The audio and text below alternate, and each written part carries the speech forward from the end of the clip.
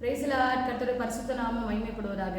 பிரசங்கி 12வது அதிகாரம் 3வது வசனத்தில் நாம் பார்க்கிறோம், வாலிபனே, வாலிப நாட்களிலே உன் சிருஷ்டிகர் என்னை தீங்கு நாட்கள் வருவதற்கு முன்பதாகும், எனக்கு பிரியமானவைகள் அல்ல என்று நீ சொல்லும் நாட்கள் வருவதற்கு முன்பதாகும் உன் சிருஷ்டிகர் என்னை என்று வசனம் சொல்கிறது. ஏன் வாலிப நாட்களில் நாம் சிருஷ்டிகரை நினைக்க வேண்டும்? வாலிப பருவம் ஒரு 2 கட்ட ஏஜ்னு நம்ம சொல்ல முடியும்.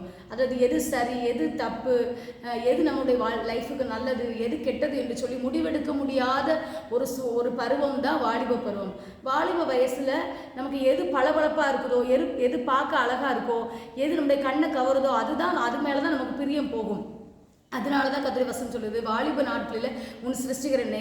அதுக்கு பிரசங்கி 11வது அதிகாரம் கடைசி வசனத்தை நம்ம வாசிக்கும் போது, வாலிபம் இளவயது மாயையே என்று கர்த்தருடைய வசனம் சொல்கிறது. வாலிபனே, உன் இளமையிலே சந்தோஷப்படு, உன் கண்ணின் காட்சியிலும் உன் நெஞ்சின் வழியிலும் நட, ஆனாலும் இவை எல்லாவற்றிலும் கர்த்தர் உன்னை நியாயத்தில் கொண்டு வந்து நிறுத்துவார் என்று அறி என்று கர்த்தருடைய வசனம் சொல்லுது. அப்படியானால் நாம் வாலிப பிராயத்தில் நமக்கு இஷ்டமானபடி நம்ம செய்யலாம், நமக்கு விருப்பமானபடி நம்ம செய்யலாம், நம்முடைய கண்ணுடைய காட்சியில் நடக்கலாம், நமக்கு பிரியமானது செய்து கொள்ளலாம்.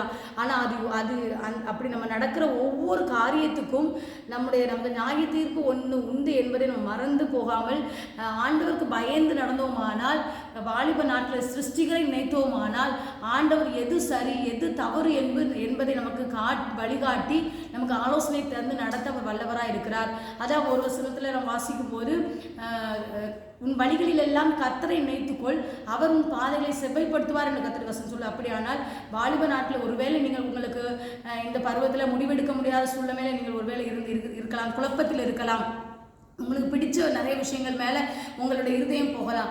ஆனால் முடிவை நீங்கள் எடுக்கணும்னா உங்களுடைய வழிகளில் எல்லாம் கர்த்தரை நினைத்துக் கொள்ளுங்கள். அப்பொழுது உங்கள் பாதைகளை செவ்வைப்படுத்துகிற தெய்வன் தாமே உங்களோடு கூட இருந்து உங்களுக்கு எந்த பாதை உங்களுக்கு நியமித்த பாதை என்று சொல்லி உங்களுக்கு ஆலோசனை தந்து வழிநடத்துவாராக என்று சொல்லி இந்த வசனங்களை கொண்டு கர்த்தர் உங்களை ஆசீர்வதிப்பாராக என்று சொல்லி உங்களை வாழ்த்துகிறேன். தேங்க்யூ. God bless you.